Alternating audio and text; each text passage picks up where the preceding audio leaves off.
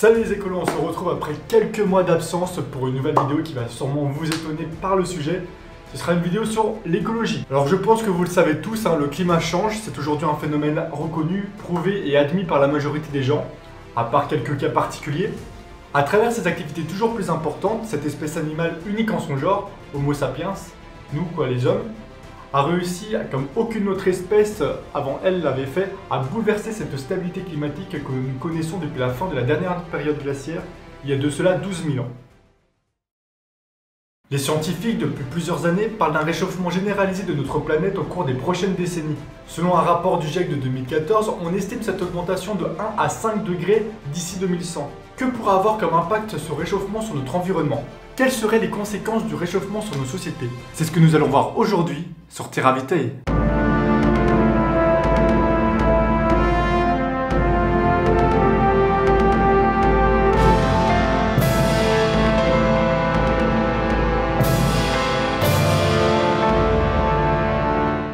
Nous avons tous entendu parler de ces scénarios catastrophes.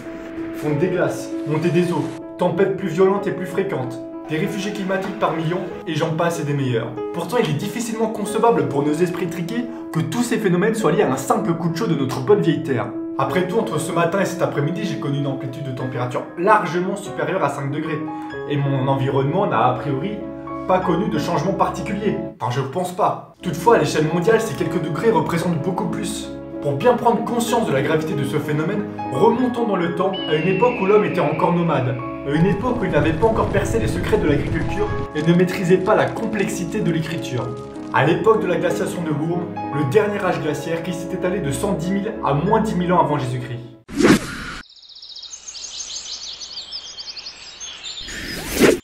L'Europe à cette période était alors bien différente à celle que nous connaissons aujourd'hui. Au nord, la landsite de Fennoscondi recouvrait toute la Scandinavie, l'Islande et le nord du Royaume-Uni sous une calotte glaciaire de 2500 mètres d'épaisseur. 2500 mètres d'épaisseur, 8 fois la hauteur de la Tour Eiffel et 3 fois la hauteur du Burj Khalifa, la plus grande structure jamais créée par l'homme. L'eau étant emprisonnée dans ces épaisses couches de glace, les océans étaient 130 mètres plus bas qu'actuellement. Il était alors possible de franchir la Manche à pied et faire un petit coucou à nos amis britanniques à travers une plaine où s'échinaient les mammouths. En France, s'étalaient des steppes à perte de vue. De vastes étendues de graminées, de mousses, de lichens et quelques arbrisseaux contentaient les vastes hordes de rennes et de bisons qui parcouraient alors ces paysages. Le climat était alors très proche de celui qu'on peut trouver actuellement au nord de la Russie. Ce que je présente ici est une France totalement méconnaissable à celle que nous connaissons aujourd'hui. La fin de la période glaciaire et la hausse des températures a favorisé une mutation des écosystèmes présents. L'Europe s'est alors couverte de forêts d'arbres caducifoliacées, composées majoritairement de chênes ou de hêtres. Les grands mammifères, peu adaptés à cette chaleur et subissant la chasse fréquente des hommes, disparurent. La fonte des glaces et le réchauffement des sols ont permis à l'homme de cultiver les terres, de se sédentariser et de se développer jusqu'à devenir les sociétés que nous sommes actuellement. Cette stabilité climatique exceptionnelle que l'on connaît depuis a marqué le début de la conquête de l'homme sur la nature et son ascendance vis-à-vis des autres êtres vivants. Mais pour combien de temps encore? La période glaciaire a laissé place à un réchauffement global qui a profondément transformé l'environnement. Cela a marqué le glas pour de nombreuses espèces animales et végétales, mais a permis à d'autres de s'installer pérennement et de se développer. Pourtant, entre cette époque et aujourd'hui, seulement 4 petits degrés les séparent. Oui, il aura seulement fallu 4 petits degrés de réchauffement qui se sont étalés sur 5000 ans pour passer de ce paysage-ci à celui-là.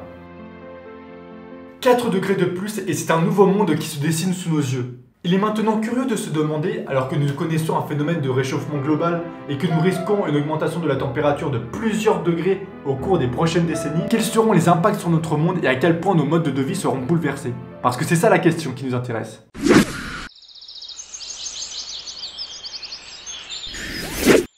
Aujourd'hui, nous prendrons une position très égoïste en privilégiant une approche anthropocentrée et en nous intéressant qu'aux phénomènes qui toucheront directement notre espèce, l'homme. En gros, comme on l'a toujours fait, quoi. Du coup, dans ce scénario somme toute assez radical, on se foutra complètement de l'extinction des ours polaires ou des bonobos. Et ne parlons même pas de la disparition des steppes et des marais canadiens qui entraînerait une diminution de la biodiversité locale. Ici, nous nous intéresserons exclusivement à notre espèce, l'homme. Bien évidemment, les premières populations touchées par ces phénomènes de réchauffement sont les pays sous-développés ou émergents, qui ne disposent pas des ressources, ni des infrastructures, ni de la stabilité politique nécessaire pour être résilients face à ces changements brutaux. Les pays du Sud connaîtront une désertification progressive de leurs terres arables, ce qui provoquera entre autres une multiplication des famines bien sûr. Le Maghreb deviendra peu à peu un désert mais sera suivi de près par la Chine. Ces phénomènes entraîneront une hausse exponentielle de la migration de ces populations vers des contrées plus hospitalières, généralement au nord. Pourtant, bien des endroits sur Terre sont occupés. Quelles seraient les conséquences de l'arrivée de millions, voire de dizaines de millions de migrants vers des pays qui n'ont ni les ressources, ni les moyens de les aider? Cette question est légitime et même actuelle en Europe avec les flux de migrants qui proviennent du Moyen-Orient et qui fuient les instabilités politiques de leur pays. Dans ces conditions, il est certain que si rien n'est fait, nous atteindrons un point de rupture qui sonnera la fin de nos sociétés. Selon Jean-Marc Jancovici, ingénieur climat et fondateur de The Shift Project, les changements climatiques de grande ampleur pourraient provoquer des instabilités géopolitiques et favoriseraient ainsi des conflits de ressources à travers le globe. Pour faire simple, ce sera la guerre. 4 ou 5 degrés sur Terre d'élévation en un siècle, c'est la guerre partout. Je suis prêt à prendre le pari et à engager mes descendants. Donc je parie avec qui veut, là, dans la salle.